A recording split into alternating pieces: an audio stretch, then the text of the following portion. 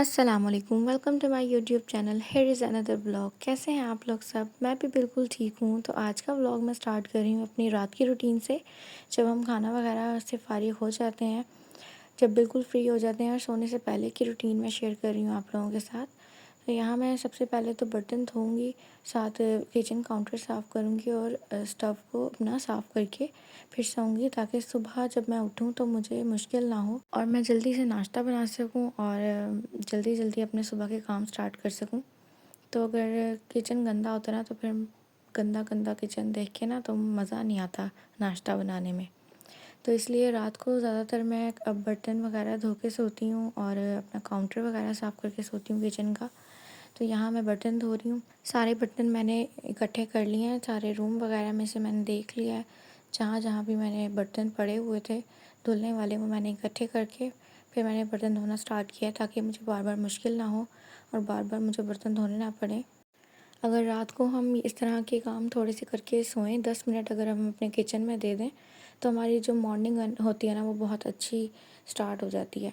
अगर हम ना धोएं ना ये, तो वैसे भी कीड़े मकोड़े, कॉकरोचेज़ और लिजर्ड्स वगैरह ना आ जाती हैं किचन में, क्योंकि खाने पीने की कोई चीज़ पड़ी हो या काउंटर गंदा हो, कोई गिरी हुई हो कोई चीज़ खाने पीने की, आटा या कोई भी, तो मुश्किल होती है एक तो सुबह साफ़ करने में, और ऊपर से फिर कीड़े मकोड़े भी हमारी शेल्फ्स वगैरह पर सुबह हमें नज़र आते हैं। तो बेहतर है कि हम रात को काउंटर वगैरह साफ़ करके सोएं, अपने बर्तन धो के सोएं, ताकि हमें कोई ना बाद में मुश्किल ना हो इस चीज़ में। तो यहाँ मैं अपना काउंटर अच्छे से साफ़ कर रही हूँ लिक्विड वॉश के साथ, ताकि अच्छे से ये साफ़ हो जाए और कोई जैसे चाय गिर जाती है उसके निशान होते हैं या कोई भी चीज़ चिकनाहट होती है, तो फिर वो ऐसे साफ़ नहीं होती जब तक हम कोई साबुन या लिक्विड वॉश से उसको साफ़ ना कर लें काउंटर को। तो पहले मैंने वो किया, फिर मैं ये देखा तो ये भी गंदा हो रहा था। मैंने काफ़ी दिन से ये साफ़ नहीं किया था, जो मैंने ये काउंटर पे रखा हुआ है चीज़ें, तो ये मैंने पहले साफ़ की, ताकि साथ के साथ ही ये काम हो जाए। क्योंकि सुबह के टाइम तो फिर हमें नाश्ते की जल्दी होती है और साथ ही हमें फिर आगे शाम के टाइम की होती है कि हमने खाना वगैरह क्या बनाना है। तो इस टाइम मेरे पास था टाइम, तो मैंने सोचा कि मैं ये भी साथ के साथ साफ़ कर लेती हूँ चीज़ें। तो उसके बाद फिर मैंने ये स्टव साफ़ किया। ये देखें गंदा हो रहा है क्योंकि सारा दिन का यूज़ हुआ हुआ है ये नाश्ते के बाद, और खाना वगैरह बनाया इसमें, तो फिर चिकनाहट थी सारी, तो वो मैंने अच्छे से साफ़ किया। और जो मैंने पाउडर डाला है ना, तो ये मैं आपको बाद में दिखाऊंगी कि ये कौन सा पाउडर है। बहुत अच्छा से चूल्हा भी साफ़ हो जाता है, सिंक भी साफ़ हो जाता है, और जो गंदी पतीलियाँ होती हैं ना, खाली जो पतीलियाँ हो जाती हैं, इस पाउडर से वो भी बहुत अच्छे से साफ़ हो जाती है। और वो ये पाउडर इस तरह का है कि इससे वॉशरूम वगैरह भी यूज़ किया जा सकता है, वॉशरूम भी बहुत अच्छा साफ़ हो जाता है।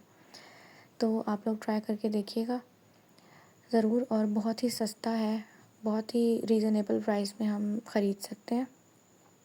तो आप लोग ज़रूर यूज़ करके मुझे रिव्यू दीजिएगा। तो ये जो पाउडर है वो ये है, ये विम का पाउडर है, और ये है तकरीबन 60 रुपए का। और मैंने ये इस तरह की जो बेबी पाउडर की होती है ना बॉटल, वो रखी हुई थी। मैंने इसको खोल के इसके अंदर मैंने ये पाउडर रखा हुआ है, और इसके अंदर जो होते हैं ना सुराख इसकी ढक्कन के ऊपर, तो वो आराम से इस यूज़ हो जाता है इस तरह से। इस तरह की जो कंटेनर्स होते हैं ना, वो मैं संभाल के रखती हूँ, यूज़ में आ जाते हैं।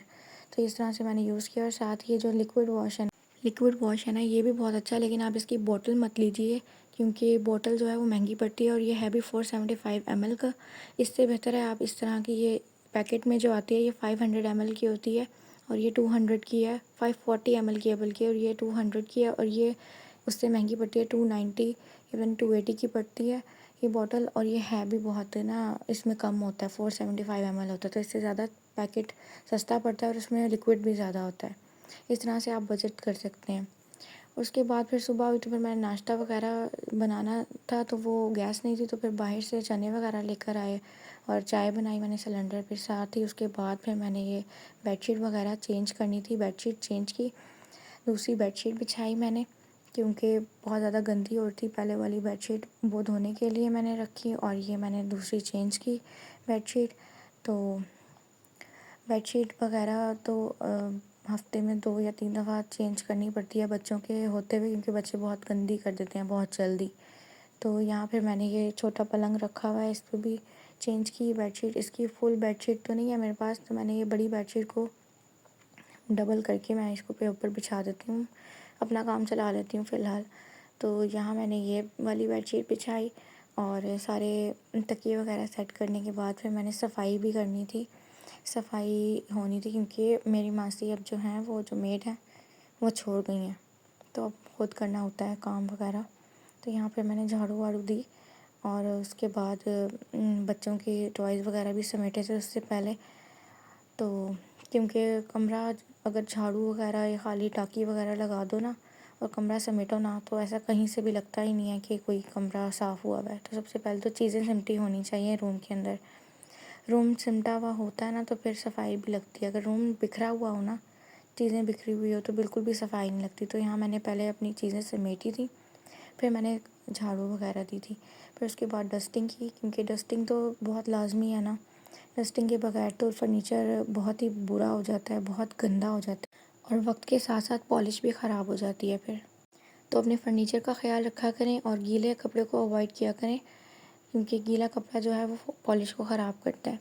तो मैं सिर्फ शीट्स वगैरह या बहुत ज़्यादा गंदे जो स्टेन्स पड़ जाते हैं वो कोशिश करती हूँ उससे साफ़ करूँ थोड़े से गीले कपड़े से, लेकिन ज़्यादा गीला नहीं होता, वो भी बिल्कुल लाइट सा होता है। बाकी मैं बिल्कुल खुश्क कपड़े से ही साफ़ करती हूँ फर्नीचर, क्योंकि अगर रोज़ हम कपड़ा हाथ मारें ना, डस्टिंग करें, तो ज़रूरत नहीं पड़ती किसी गीले कपड़े की, साफ़ रहता है फर्नीचर।